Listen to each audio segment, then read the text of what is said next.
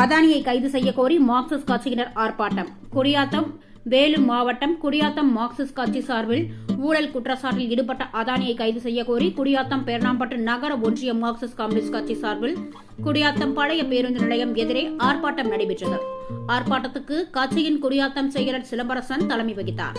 பேரணாம்பட்டு செயலர் சரவணன், நகர செயலர் குபேந்திரன் ஆகியோர் முன்னிலை வகித்தனர். இதில் சிறப்பு அழைப்பாளராக மாவட்ட செயலர் சங்கரி, மாவட்ட செயற்குழு உறுப்பினர்கள் ராமச்சந்திரன், சாமிநாதன், ஏகலைவன், பரசுராமன் ஆகியோர் ஆர்ப்பாட்டத்தை தொடங்கி வைத்து பேசினர். நிர்வாகிகள் காத்தவராயன், குணசேகரன் உள்ளிட்டோர் கலந்து கொண்டனர். ஊழல் செய்த அதானியை